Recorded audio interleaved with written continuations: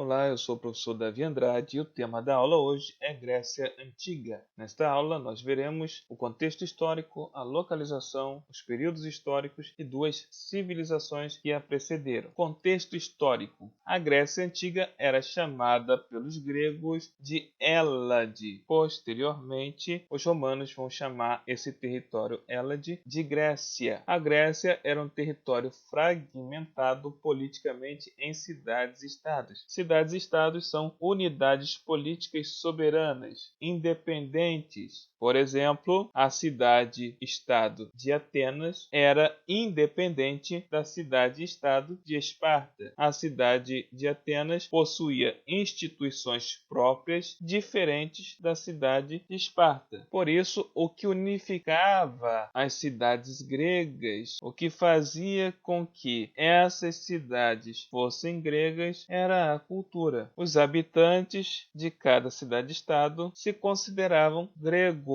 Havia, portanto, uma unidade cultural. Essa unidade cultural se manifestava na religião, nos costumes e na língua. Todas as cidades-estados gregas, que eram independentes politicamente, possuíam, portanto, a mesma língua, a mesma religião e os mesmos costumes. Localização. A Grécia Antiga possuía 4 regiões. Na Península Balcânica havia a Grécia continental. Nas ilhas do Mar Egeu estava a Grécia insular. No litoral da Ásia Menor, onde fica a atual Turquia, ficava então a Grécia asiática. E no sul da Itália, a Magna Grécia. Localizando no mapa, nós temos, por exemplo, aqui a Grécia continental, porque essa região, a Península Balcânica, está ligada ao continente europeu. Temos a Grécia insular, que são essas ilhas, por exemplo, Creta e outras ilhas. Temos também a Grécia asiática. Observe aqui essa área. Aqui fica a atual Turquia, portanto, Grécia asiática. E ao sul da Itália, essa região aqui, ficava a Magna Grécia. Aqui já são outras colônias gregas. Períodos históricos da Grécia Antiga. Primeiro período pré-homérico, que teve início no século 20 e terminou no século 12 a.C. O período homérico, que vai do século 12 ao século 8º a.C. O período arcaico, que vai do século 8º ao século 6º a.C. O período clássico, que vai do século 5º ao século 4º a.C. E por fim o período helenístico, que vai do século 4º ao século 2º a.C.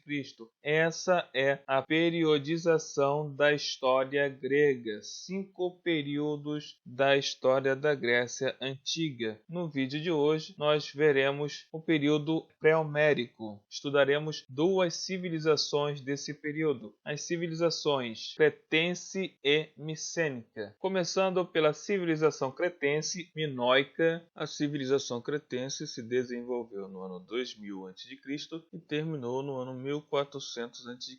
A história dessa civilização ainda é pouco conhecida pelos historiadores porque não há fontes históricas escritas que retratem essa civilização. Há uma escrita chamada pelos arqueólogos de Linear A, mas ainda não foi decifrada. Portanto, o que se sabe dessa civilização vem dos trabalhos arqueológicos. O nome minoico é uma referência ao lendário rei Minos, que teria governado a civilização cretense. Porém, não se sabe se de fato o rei Minos existiu ou se Minos era a dinastia ou ainda se Minos era o título dado aos reis da civilização cretense. Alguns aspectos da civilização cretense. economia. Na economia merece destaque o comércio marítimo. Devido ao fato de Creta ser uma ilha, essa natureza geográfica impulsionou o uso do mar como rota de comércio. Os produtos comercializados por Creta eram produtos agrícolas excedentes, isto é, produtos agrícolas que ultrapassavam a necessidade de consumo da população local. Creta, por exemplo, comercializava com cidades próximas, civilizações próximas, principalmente o Egito. Política. Na política havia a monarquia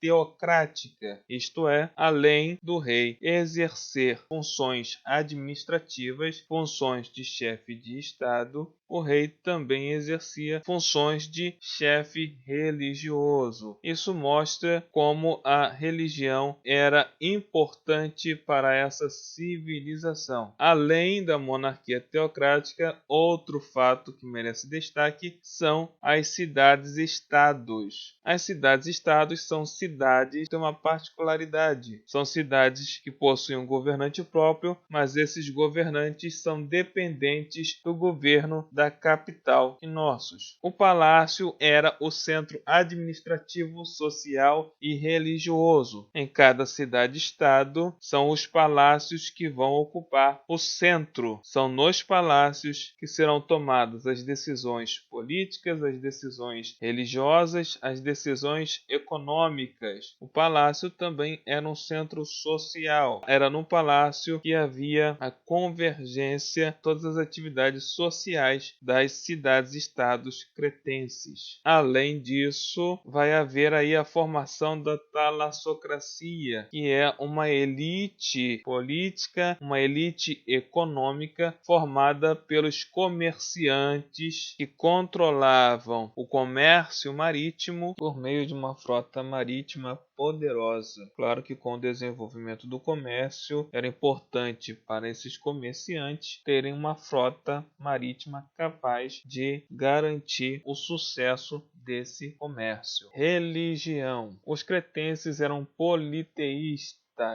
Isto é, eles acreditavam em vários deuses, em várias divindades, sendo a divindade mais importante a chamada Deusa Mãe. Nessa imagem nós vemos a estátua da Deusa Mãe dos cretenses. Devido a essa influência da Deusa Mãe na religião cretense, muitos historiadores acreditam que a mulher exercia um papel de destaque na sociedade cretense.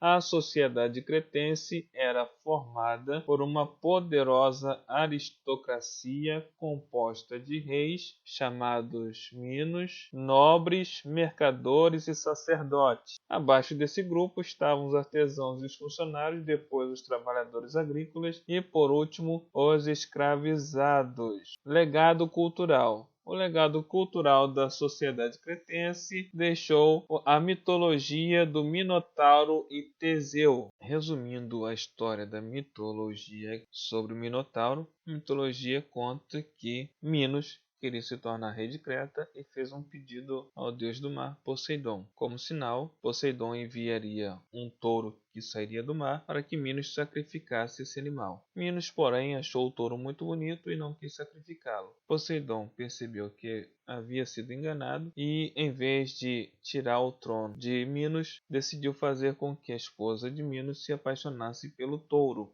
E com isso, com essa paixão, nasceu o Minotauro, um ser com cabeça de touro e corpo humano. Com o tempo, passou a haver sacrifícios humanos e era necessário enviar 7 jovens para o labirinto que o rei Minos construiu em Creta para abrigar o Minotauro. E um desses jovens foi Teseu. Teseu, com a ajuda de Ariadne, recebeu um novelo de lã, uma bolinha de linha de lã que Teseu amarrou na entrada do labirinto e foi utilizando essa linha como um guia para sair ao final da jornada. Com isso, Teseu recebeu uma espada mágica de Ariadne e conseguiu matar Minotauro. É uma história resumida porque o objetivo da aula é falar sobre o período pré-homérico, queda dos cretenses. A queda dos cretenses ocorreu com a invasão dos aqueus. Os aqueus, um dos povos indo-europeus que invadiram Creta e puseram fim então à hegemonia cretense em 1400 e deram origem à civilização micênica. Civilização micênica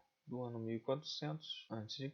até o ano 1200 a.C. Localização: Grécia continental. Essa civilização passou também a incluir a ilha de Creta, que havia sido conquistada pelos aqueus, mas a principal cidade que faz referência ao nome micênico, Micenas, ficava na Grécia continental. Por conta dessa cidade Micenas ser a mais importante, a civilização ficou conhecida como civilização micênica. A civilização micênica também possui poucas fontes históricas. A mais importante, a escrita desenvolvida chamada de linear B, foi decifrada, porém a maior parte das informações vem de trabalhos arqueológicos, assim como na civilização cretense. Economia. Na economia prevaleceu o comércio marítimo e construção de embarcações mais avançadas do que as da civilização cretense. É importante destacar que a civilização micênica incorporou valores da civilização cretense e com isso pôde também desenvolver melhor as embarcações. Política. Monarquia. A política era monárquica, o rei era a pessoa mais importante desse sistema político, social e econômico, e na administração o rei contava com o apoio da elite guerreira. Então, esse rei possuía subordinados para auxiliá-lo na administração, e esses subordinados eram uma aristocracia, era uma nobreza guerreira. Religião: eram politeístas, acreditavam em vários deuses, e o deus supremo era o Poseidon. Sociedade: composta pelo rei e a aristocracia militar, que ocupavam a posição mais alta. Abaixo estavam os comerciantes, trabalhadores livres e escravos. Legado cultural: a mitologia envolvendo a Guerra de Troia. Segundo a mitologia envolvendo a Guerra de Troia, a história do conflito começa numa festa para a qual são convidados os principais deuses da mitologia grega, com exceção de Eris, deusa da discórdia. A Eris, por vingança, oferece uma maçã de ouro à convidada mais bela da festa, gerando uma disputa entre as várias deusas presentes.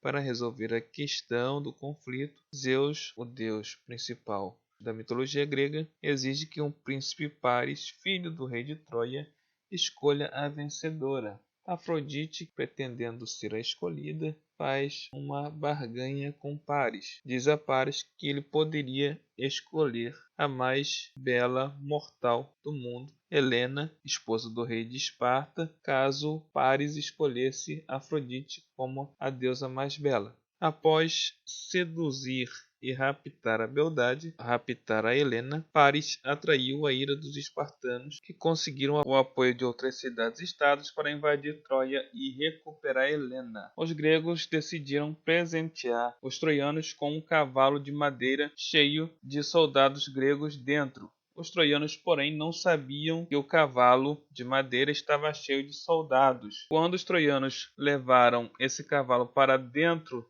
das muralhas de Troia, os soldados gregos saíram do cavalo e massacraram toda a cidade. Essa é a história resumida da mitologia sobre a Guerra de Troia. Queda dos micênicos. Os dórios, um povo violento, um povo guerreiro, conquistaram a região, resultando no fim da civilização micênica. Se você gostou desta aula, deixe o seu like, se inscreva no meu canal, compartilhe, poste o seu comentário e até a próxima!